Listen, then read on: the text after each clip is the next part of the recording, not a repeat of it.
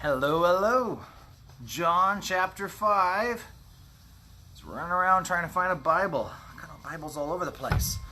All right. Ooh, there we go. All right, so got the sprinklers behind me, hoping I don't get hit. John chapter 5, the pool of Bethesda.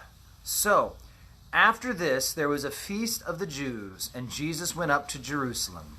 Now there was in Jerusalem by the sheep gate a pool, which is called in Hebrew Bethesda, having 5 porches. So Bethesda, Beth means house in Hebrew. So all these different Beths, Bethlehem and Beth this and Beth that, the house of mercy. And fitting because people thought there would be healing there at the pool of Bethesda. 5 porches. Many people believe that there was like a double pool, and there had been a porch on each side and then like one in the middle. And in these lay a great multitude of sick people, blind, lame, paralyzed, waiting for the moving of the water. For an angel went down at a certain time into the pool and stirred up the water. Then whoever stepped in first, after stirring of the water, was made well of whatever disease he had. And so this was a tradition that these Jewish people had, was that there was an angel and the water would stir and there would be healing. We don't know much else about this tradition. And good morning, everybody. Hi, Diane and Pam and Linda and all you guys. But what we do know is that people believe this to be the truth. Now, it's very possible that people did get healed there at the pool. Sometimes we need this release point for our faith. In many ways, it's a limiting factor. Remember, yesterday we looked at this man, the leader from the city, who wanted Jesus to heal his son, and he really felt like he needed Jesus to come to heal his son. Yet we talked about the centurion. He didn't need Jesus to come. He just says, "Hey, Jesus, I trust you. If you say, it's good." The woman with the issue of bleeding, she just needed to touch the hem of his garment. And these people, they believed that if they just would get in the water first, when an angel stirred the water, that they'd be healed. Sadly, these ifs we place on God limit what God can do in our lives. Now, it's not us limiting God, but it's limiting our own faith. If only I quit sinning, then God will bless me. There's some solid biblical truth to that. But on the flip side, God sometimes in his amazing grace will bless us regardless. If I only started to pray every day, then if I would just if I saw this one faith healer, and it's, again, we're limiting on what God can do, and we should have faith like the centurion. Lord, you can do it just 'cause. Nothing needs to be done on my side. I just believe. But these people believed that if they got to the water first, they would be healed.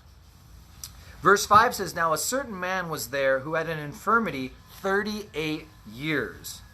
When Jesus saw him lying there and knew that he had already been in that condition a long time, he said to him, 'Do you want to be made well?'" Now, it seems like an odd question to ask someone who has been lame for 38 years. Do you want to be made well? But sadly, that question is it is so relevant to us today. Do you want to be made well? Because many of us, I think, know what that involves. Many of us know what that means, yet sadly, many of us don't really want to be made well. You see, there's people who struggle with addiction and they want to break free from that addiction, yet oftentimes they might be faced with the opportunity to be set free, but then they start questioning how badly do they really want to be free? Or are they kind of okay living there next to the water? got a bed, people bring me food, I beg. I'm eating, maybe living here with my bed. I'm waiting to get in the pool if that ever happens, but until that time, it's not bad living here.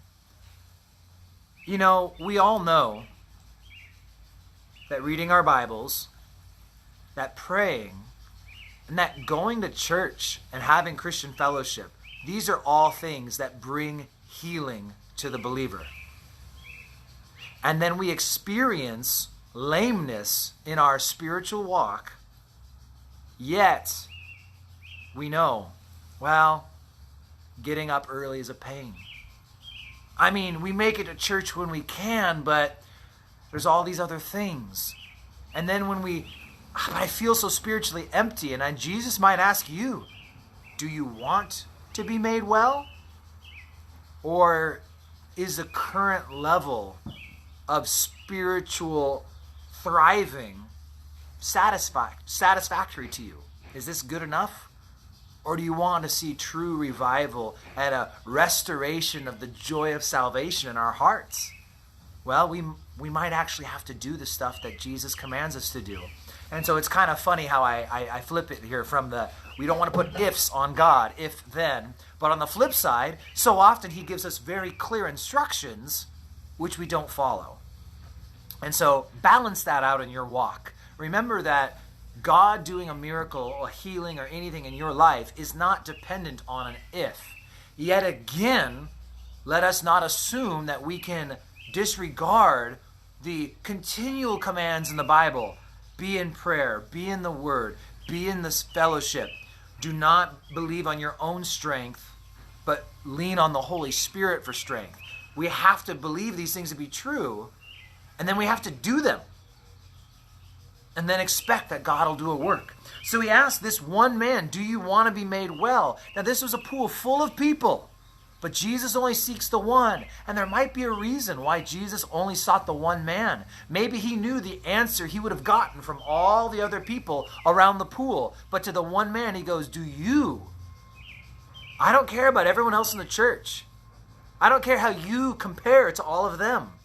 I'm asking you, do you want to be revived in your faith? Do you want to be made well? You. Don't look at those people and what they're doing. I'm asking, do you want to live on the edge for Jesus Christ and do amazing things and see God work in your life and you to do miraculous things? So the sick man answered and said, Sir, I have no man to put me into the pool when the water is stirred, but while I am coming, another steps down. We've all got excuses. We really do. We're full of them. I got tons of reasons why I can't. Pray for an hour? Well, you have to see, Jesus, I've got all these things going on. I have all these things in my life. I've got really, really good reasons why I can't do the things I know I ought to be doing. I have really legitimate struggles. This is what the man's saying to Jesus. He's coming to Jesus and he's saying, Lord, I do want to be made well, but you see, I can't. There's this obstacle and I just can't get over it. In verse 8, Jesus said to him, Rise, take up your bed, and walk. And immediately the man was made well. He took up his bed and he walked. And that day was the Sabbath. Now, I think we'll probably just finish on this part, looking at my time. Yep. But it's my big three. I have taught this from the pool of Bethesda. I think Alexis was there sitting next to me up on the rocks. That was my profile picture for a while. You can go back and look at it if you want to see me sitting on this archway in Bethesda pools. But here's the deal. Rise, take up your bed, and walk. I've always loved this application. First off, he's telling him, no, I know you have excuses, but I'm telling you to do what you think is impossible. You have an excuse, and you have convinced yourself that you cannot do what God wants you to do. But Jesus is saying to you, no, I am telling you, you need to go and do that thing you think is impossible. Rise up and do it. And then he tells him to take his bed. I don't know about the younger people, but a lot of us have been to concerts in the amphitheaters and the outdoors, right? And you got your blanket, and your blanket holds your spot. And if you take up your blanket and go to get food, don't be surprised to find someone else there in your spot at the concert. I'm sure you guys know what I'm talking about. His bed mat was his spot at the pools. As people left or got healed, he more than likely shifted his bed closer and closer to get to that pool. He had worked 38 years to get to his spot. Jesus tells him, take up your bed.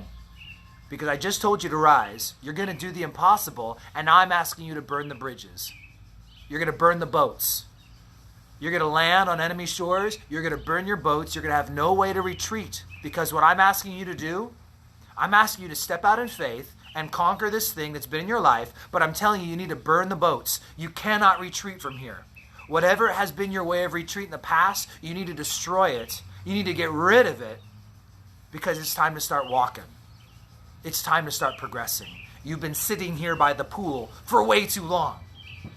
And it's time to start moving forward in your life and in your faith. And it's time to start doing amazing things. And so, however that applies to you, I hope it does. As I was teaching this, I don't know, this feeling came over me like this is really applicable to someone out there. And so, do you want to be made well? Do you really? What are your excuses? Well, I can't, Jesus. Here's the reason why. Jesus says, I don't care. Like, it's time to rise up. It's time to get rid of all your ways of retreat, and it's time to start walking again. So, God bless you guys. We'll finish up that story and probably make our way into the next tomorrow, 8 a.m. Take care.